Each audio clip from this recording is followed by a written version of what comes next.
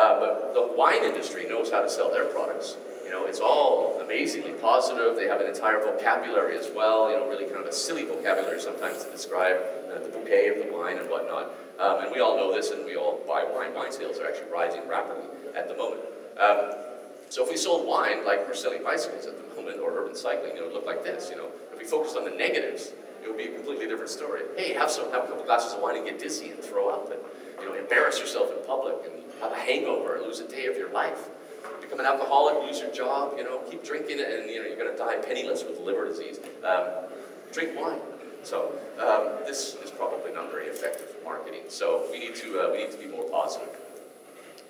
We need to make urban cycling, what we call it in marketing, a hero brand, a product that everybody wants to have a piece of.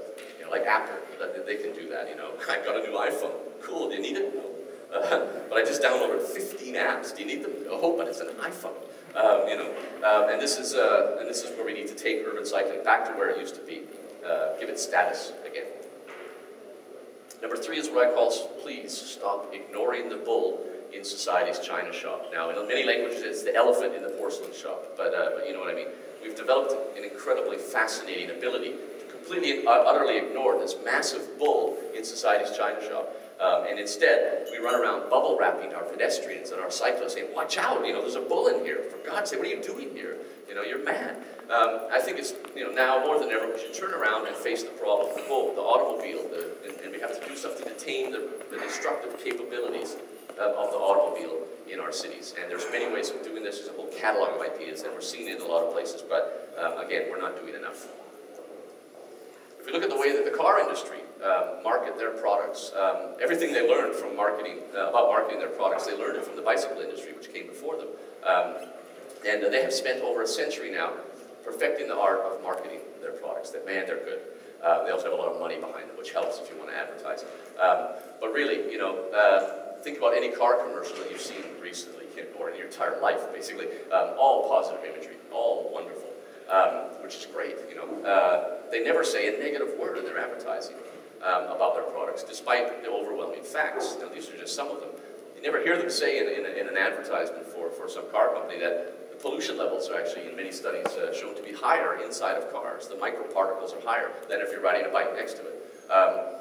They'll never tell you that driving a car is considered to be the most difficult task that Homo sapiens have ever had to master. That's, funnily enough, never mentioned. Or that the risk of head injury is higher inside cars compared to riding a bicycle. And they will never, ever try to sell you, at any point, motoring helmets, even though these products actually exist, which I find really amusing, even after 4 years.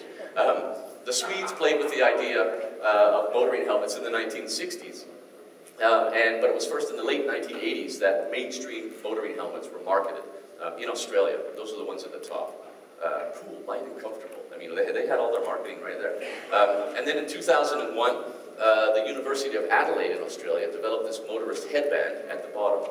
And it wasn't for fun. It wasn't you know, because of a bet, but it was because of an Australian government survey that showed that that country could save up to $400 million a year in reduced injury and death if everybody inside the cars were wearing protective headgear.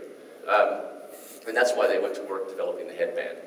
You never bump your head on the top in car accidents, but even with airbags and seatbelts, you can still smack your head on the sides. That's why there's no top on it. You know, none of us here own a motoring helmet. We've never seen them in the shops.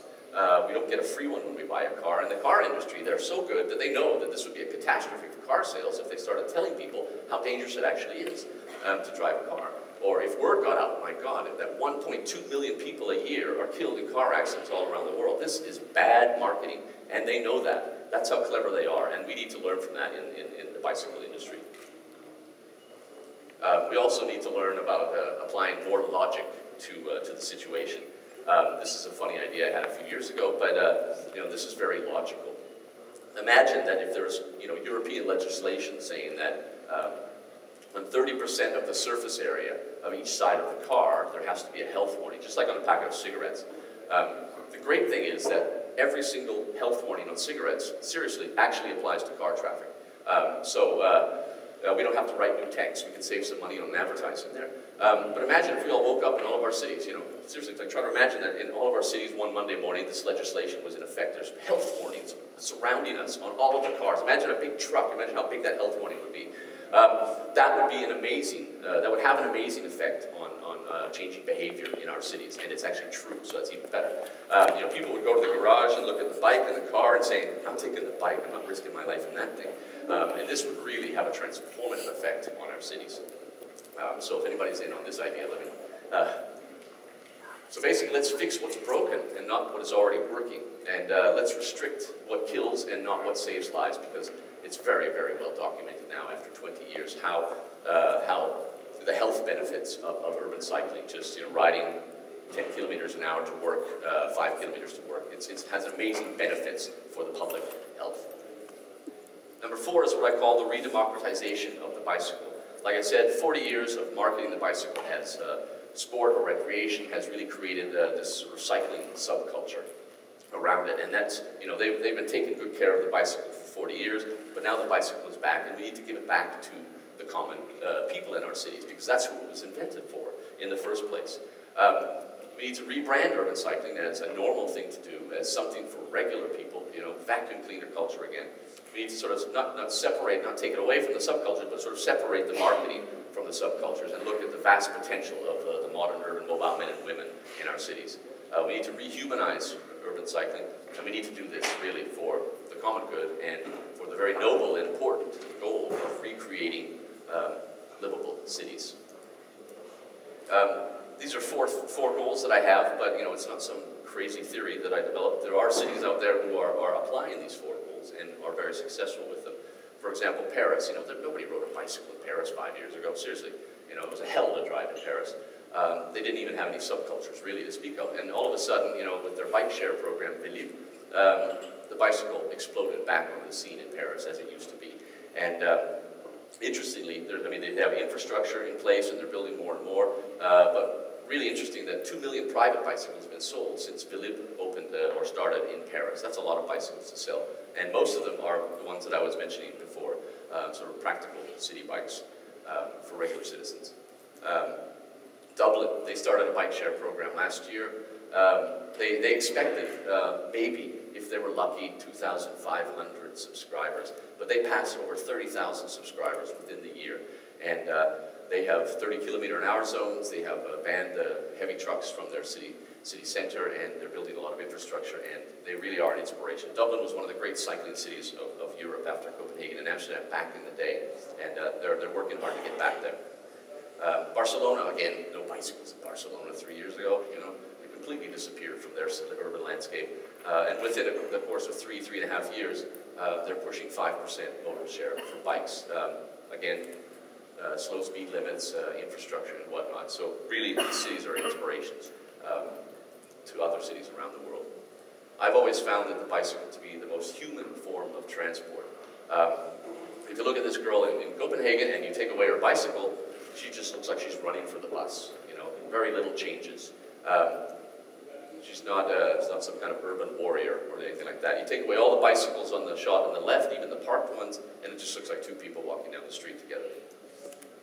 All of these Copenhageners heading home in a snowstorm. 80% of Copenhageners cycle all winter, and that's something you guys got to figure out in Berlin. but you take away the bicycles and very little changes. And this really is kind of a monumental legacy, I think, in Copenhagen. This city has so many fantastic monuments. We don't have anything. We have this little sort of very small green woman who's naked sitting on a rock. We call it the Little Mermaid. This is really not an appropriate monument for a cool city like Copenhagen. I think we sent her to China last year, and they should have kept her. But really, our monumental legacy is our high levels of bicycle traffic and all the work that we've been doing for 40 years, and our bicycle infrastructure network as well. And this is a legacy that people can actually use. You can't use the Little Mermaid, so you can actually use this legacy. It really is the transportation form of the tribal dance. Seeing our fellow citizens riding bicycle is aesthetic, it's pleasing, it can be sexy as well. It's human-powered motion. It's pedestrians moving a bit quicker. It's all very human. So livable cities, in short, they start with the bicycle. These are all shots of people pushing the bicycle into motion, reaching momentum.